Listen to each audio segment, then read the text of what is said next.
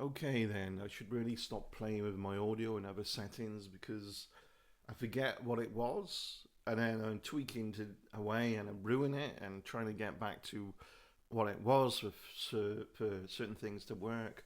I was playing with some audio software, music software, and ended up changing a lot of things. Eventually got it back.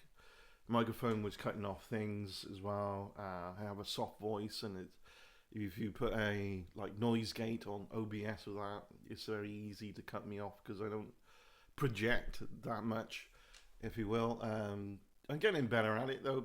Speaking, because the first time I done a video over the internet, I think it was first time I was on camera. I was on a website called Vidler, which seemed a great promise at the time. It was one of those up and coming um, alternatives to YouTube, but YouTube chokes everybody out. It's you never seem to be able to win against anything that you find a bit nuanced with YouTube, and there's plenty of nuances. It's a great tool. It's wonderful. You make a video in my country, somebody else in another country can see it. It's just I don't think people appreciate just how powerful that is, particularly people who have loved ones having to go abroad for whatever reason and they're not going to see them for a long stretch of time. Live streaming is really great, and of course, you can't just you don't have to have just YouTube live stream.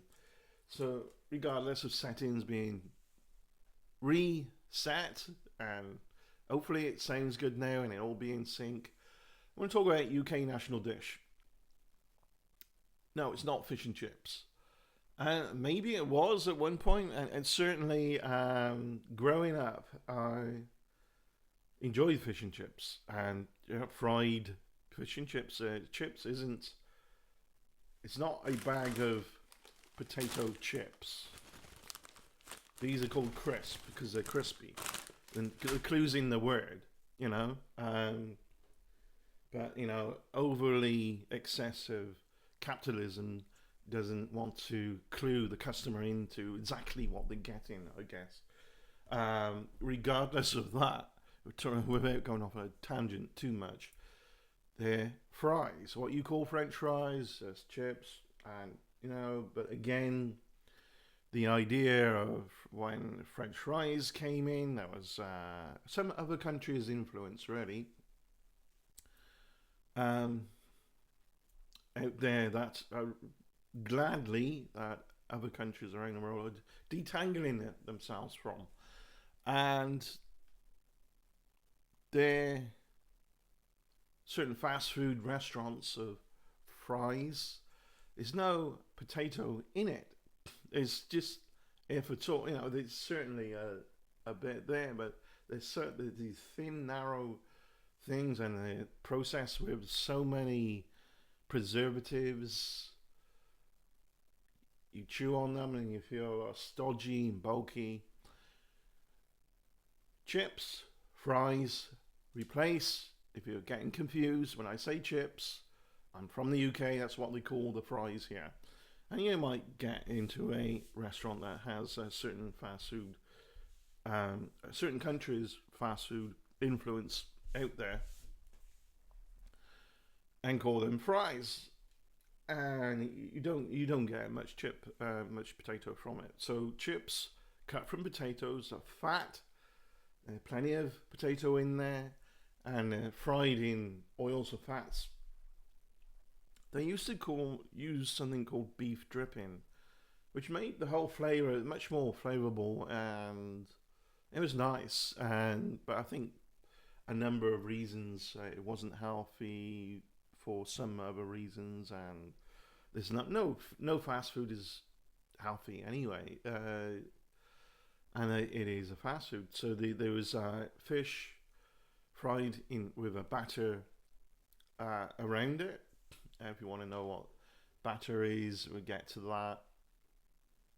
But the national dish for the UK is a curry. It's always it's no secret then that the UK loves curries, particularly certain cities. You go to certain cities. I used to hang around with a bunch of Birmingham, I've always slang term Burmese. Used to go on weekends with them. I wasn't from Birmingham, but I got to know them. But so they would visit my town, and we would use a certain public bar out in the countryside. And yeah, the Birmingham folks were always eating curries, so that's one of the ways in which helped us go in the direction of a UK national dish that was probably, they were probably helping out there to get some national dish there because they love curries. And it's chicken tikka masala, which I have just eaten just prior to getting to work. I have plenty of time for the video. I go at 1 o'clock. That's the thing. I want to put like I used to. I should get that sorted sometime. The time, physical time in the video, not your timeline, but or uh, information underneath it, but as part of the video. I get that sorted sometime because I want to get back to the level, the professionalism. If no, it's not really a professional, the quality then that was on Exploring Minds prior to having a bit of identity crisis. What am I going to do with this? And different websites I created along the way, then closed off. There's never enough time and energy once I was back into work. This is one of the things that I was so used to. Oh, this is cool. Have all this time and energy, but wasn't cool was the reason why I had time and energy because it was all lockdown. As I mentioned before, during lockdown I had to do something, so I did Exploring Minds. So, UK national dish, as it says in front of me here, just read this to you. Just to clarify, yes, I am from the UK anyway, so I know it's our national dish. But the concept of the national dish in the UK is somewhat complex due to its multicultural influences. I love the multiculturalism of the UK.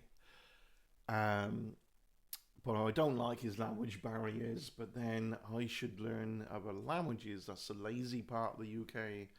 And probably English speaking countries anyway. It's a lazy, because English is so populated everywhere. I think people have the cop out mentality. Oh, why can't they learn English? And the people who are struggling with language are just as frustrated as we are. We tend to think, learn the language, learn English, and then people who are speaking a different language are probably thinking, learn the language, speak my language, which isn't English. And yeah, we'll get to that perhaps on languages. How many languages are there in the UK? Legitimately, not from people coming over. We'll get to that. Ingredients: boneless chicken, marinated in yogurt and spices, roasted and served in a creamy tomato sauce. Popularity is its staple in British curry houses, especially in areas like Brick Lane in London. Origins: the dish is believed to have been created in South Asia. Chefs in Britain, particularly in Bangladesh, chefs in the 1960s, notably, it's just different bits of information here.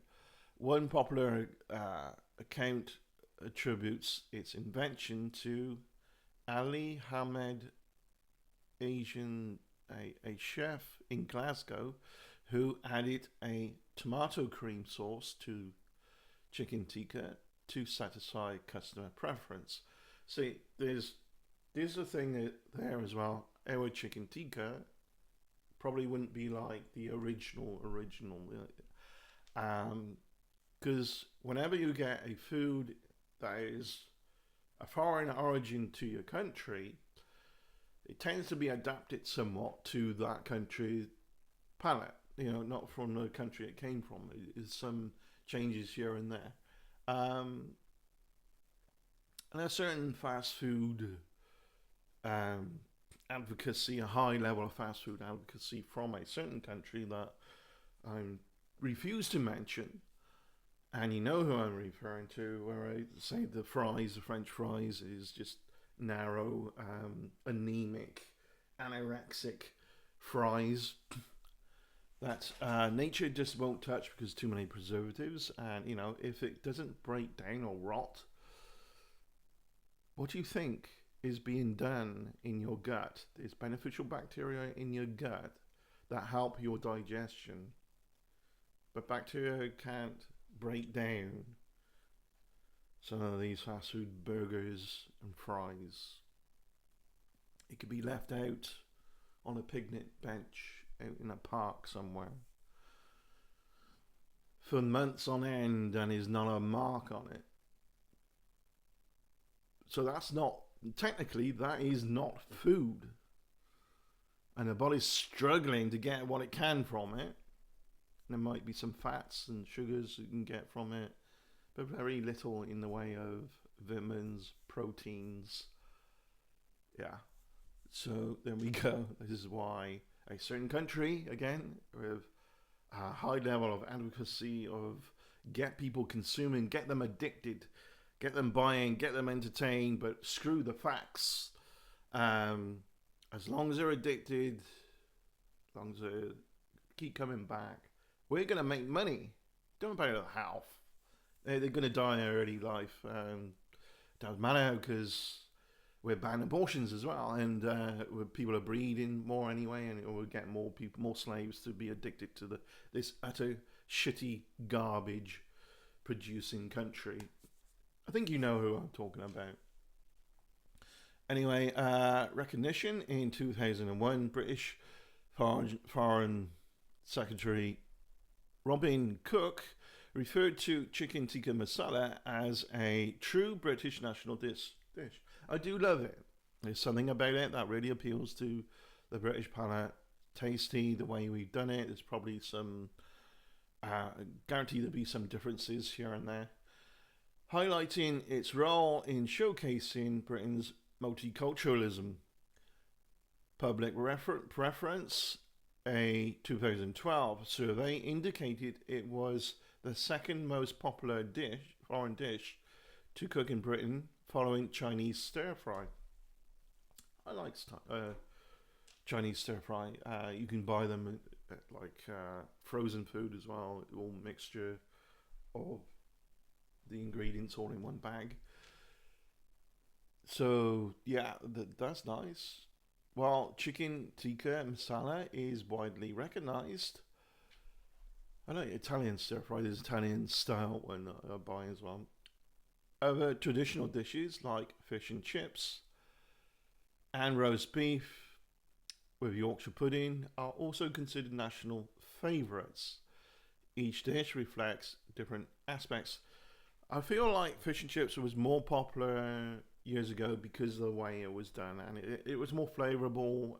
Now when you eat it, I think this is like eating some crap from that country that has such a high level of advocacy of junk food. It feels stodgy, fatty and bloated. It smells great. It doesn't taste as good as it smells. And I think the memory triggers each time you smell it of when it tasted great. Which is ironic really, because smell and taste are supposed to be so interlinked that if it smells good, it's going to taste good. But it just doesn't, it's not the same anymore. It's not like the good old days. Yeah, I'm being a bit of a bitch here today, and definitely you'll find some vitriol on this YouTube channel, quite a lot more on my other channel, I guess, because it's a bit of a dumping ground. I am, after all, a human being with feelings and emotions and opinions, and I can be very opinionated here and there. It doesn't mean I'm always right, but that's is what we're here for, to debate and things, I guess. Rather than say, I know that for a fact because I feel like it. Yeah, we see a lot of that dysfunction over the internet. Um, Certainly a group that somebody called the company. There's a lot of weirdness from them. Apparently, I look like some creeper, according to one of them. There's the company group, and yeah, just a bunch of losers. I think none of them actually go on camera, but their smear campaign. Oh, you look weird. You're a weirdo. You're this. You're that. But none of them have got the balls to go on camera, and they act all tough, like they're just. Yeah, that's called a loser. That's what that is. Yeah. So, you know, I mean, the one that thinks I look, you go on about looks, it's like, like Frankenstein. Don't get him around kids. It's gonna be scary for kids. He sounds like, if you want to go on looks, what he sounds like, he just sounds like somebody who's on crack.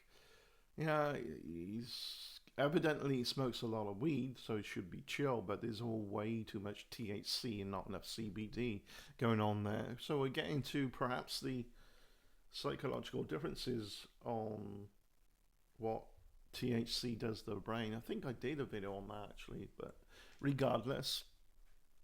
So its origins, yeah, in other countries, certainly, but becomes a national dish for another country, which doesn't mean that if I was to say there's nothing more British than chicken tikka masala, that's really a very nuanced thing to say. Very nuanced because it's influenced by multiculturalism and influenced by another country's culture that influence our food. So it's not very British at all. Certainly Yorkshire pudding, made in Yorkshire, originate recipe from Yorkshire. Certainly there's that. But that nuanced terminology has been applied like in another country about apple pie. Turns out when they say, oh, there's nothing more than this, nothing more, insert name country, than apple pie. Well, the original recipe came from England for apple pie. So you lose there as well. And the country I'm thinking of is king of fast food and getting people addicted to consumerism and high level health issues because of the shit that they put in their mouth. A huge amount of obesity. There's not an obesity pandemic. There's a certain country that makes it look like that if you live in that country for some stretch of time. And ironically, it's going to be around the corner in the next couple of years. They're going to be in a famine anyway, so they're not going to look too well fat or well nutrition. They look fat but not well nutritioned. They're going to look skinny and not well nutritioned anyway. If you can get out that country, you've got the means to do so and set up somewhere, you should have done it before. You should have done it a few years ago at the very least. I said probably about maybe 15 years back, America's gonna go down the drain because it doesn't know what, it doesn't care about knowledge, it doesn't care about any depth. It's too superficial. And yet at the same time it's grandiose in itself, like it's the best place on planet Earth. Here we go. Did I say the name of the country? Yeah, I don't want to much, but you already guessed anyway.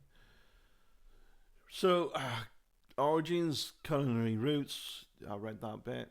Uh, Cultural significance recognition in 2001, Foreign Secretary Robin Cook, I read that bit, yeah. Other contenders, well, chicken tikka masala, recognize.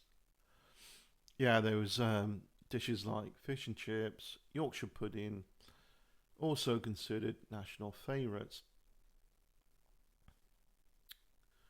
So, if I was to click national dishes of England and Ireland, not the national dish, but which is chicken tikka masala, currently selected or elected to be, uh, there are other dishes that are popular in England, Ireland, Scotland, and Wales. Yeah.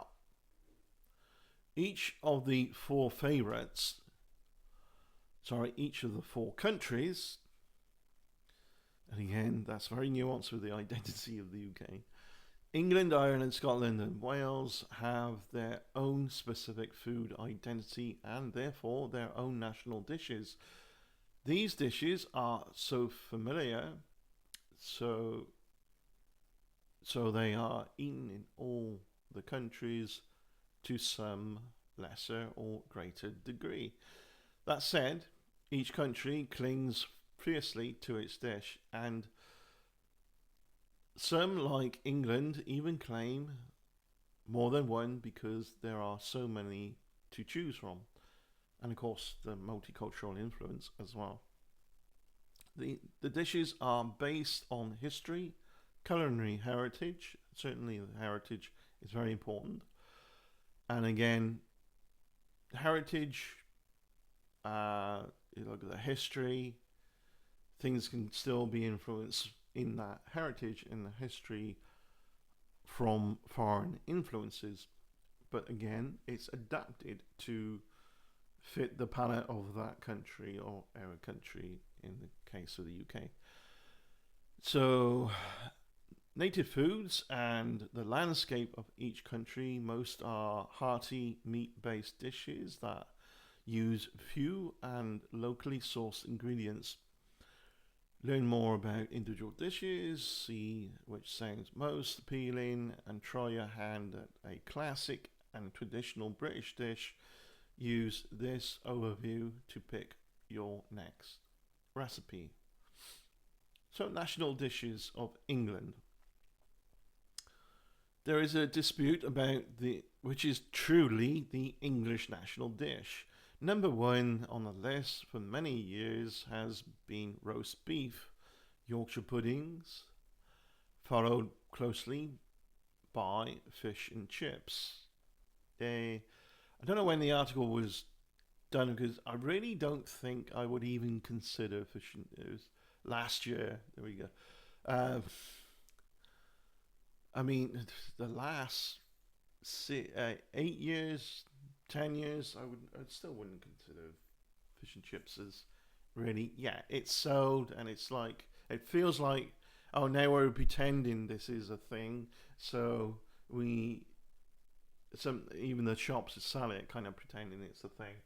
I don't think it's in people's minds as a thing these days. You see younger people not bothering to buy that. You see older people still because they want to remember when it tasted great. It's not the same anymore. It doesn't taste great anymore. And then again, that is to do with how they cook it and the different fats and things they use anyway. Regardless, there's most are hearty. I read that. So there is a vast multicultural diversity in Britain, which much attributed to historical references to the British Empire and years of the British Raj, the rule of the British Crown in the Indian subcontinent between 1858 and 1947.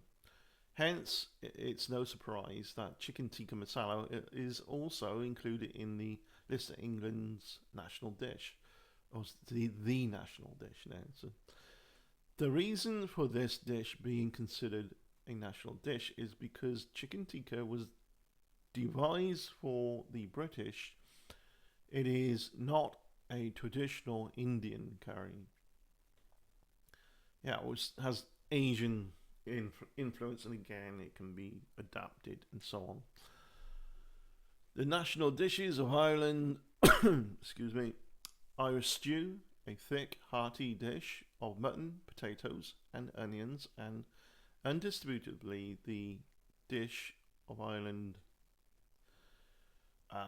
with within the dish are many of the ingredients synonymous with the island. Potatoes being one of the most recognized, there is debate about whether modern translations of the dish containing carrots and other vegetables are truly an Irish stew. But original recipe is the winner of this accolade. Yeah.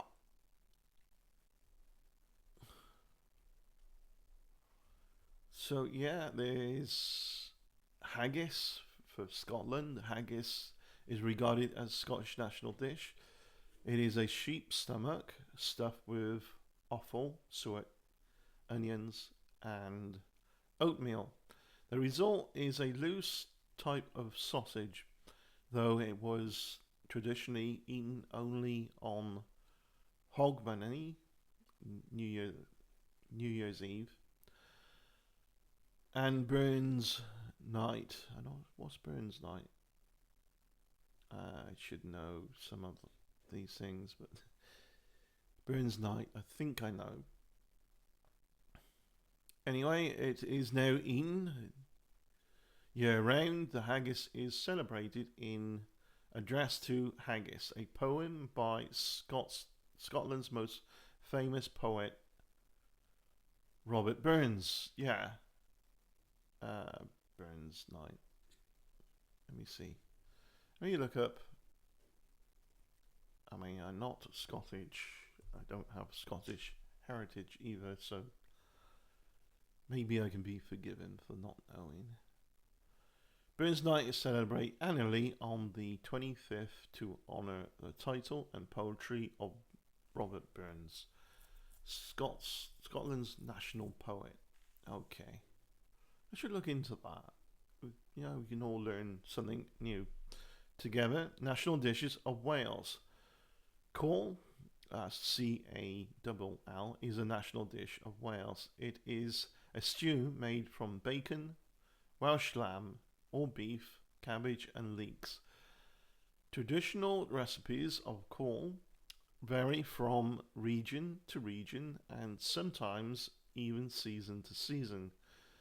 It can be eaten in one bowl, though often the broth will be served first, followed by the meat and vegetables, hence the Welsh saying Crystal Yafayed or Call a Bochag Sig. Now, there's other languages in the UK that are part of the UK heritage, and I probably butchered the pronunciation. I do live in South East Wales, very much borderline. You know, I could have a stroll into England, you know, and you'll see a signs change. Welcome to England, and come back the other way. Welcome to Wales. It translates to it. It is as good to drink the broth as it is to eat the meat. So not Sistel Yafayed or Call a Bochag Sig. I butchered it. I'm sure I butchered it. I'm not familiar with. I'm not fluent in Welsh, and I know a bunch of people call them Welsh and proud. It's actually ashamed. If you're proud, be quietly proud. You know, I have no need. It hasn't been a strong requirement for me to. If everybody around me was speaking Welsh, then yeah, there'd be a need to. But I should actually learn some Born Da. Yeah.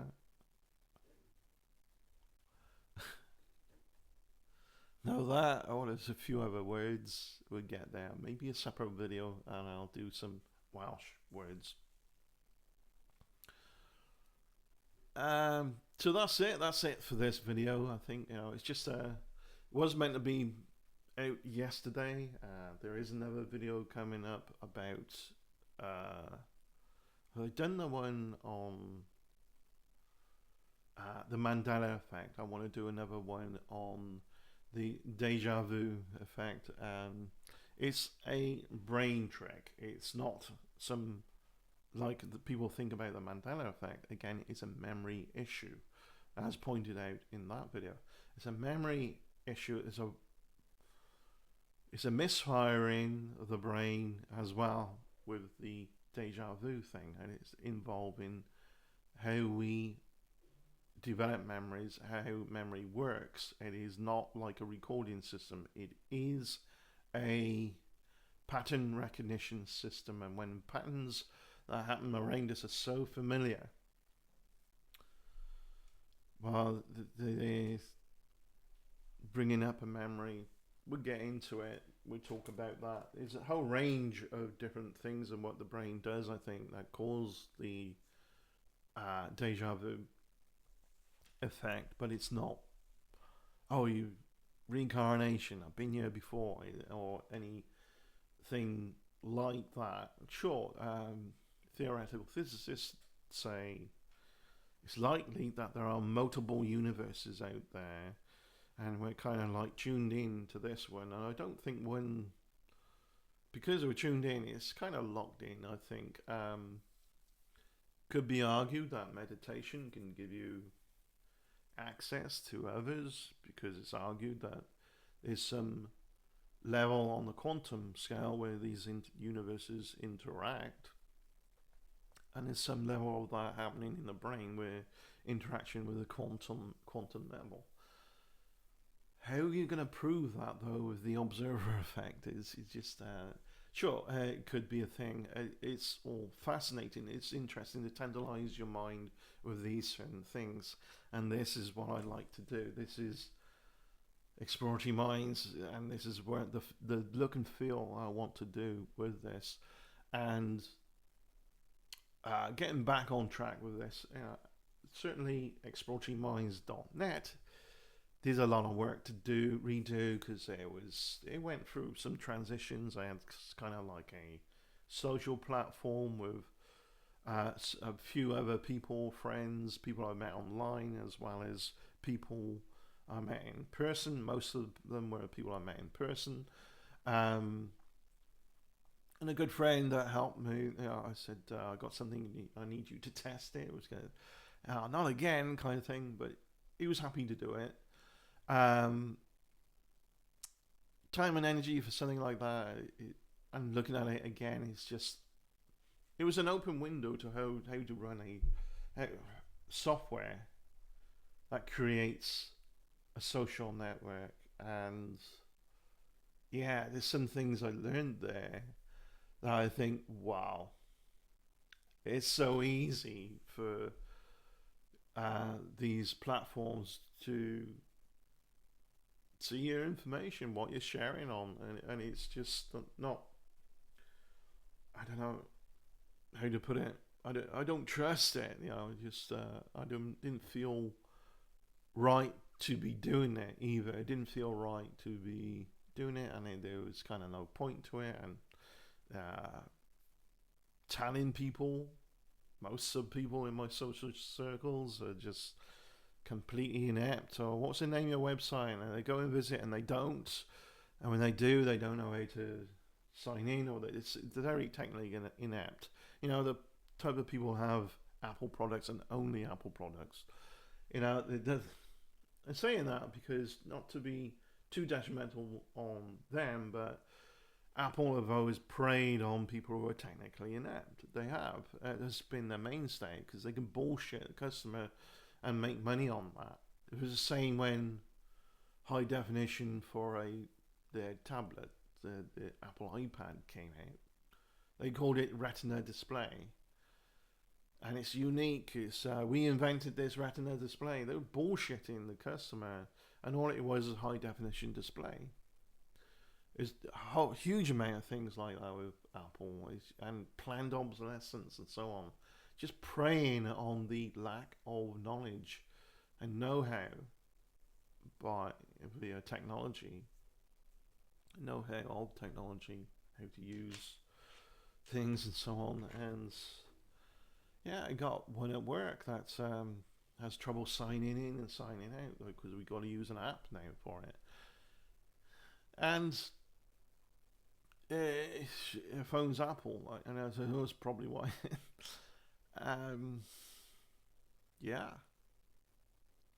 the world's cracked like an iPhone screen. I heard that somewhere. I know where I heard it, but it's just putting out there as a tease. Anyway, thanks for watching. Take care, and I'll look forward to doing another video soon. So the national dish of Britain. Sure, we are Ireland, Wales not their national dish, but collectively, one uses the other. England certainly chicken tikka masala is lovely. I love it. It's tasty. I like it. It's hearty. It's flavorful, and you feel satisfied from it, and you have that feeling of being satisfied, but you look forward to having it again if and when.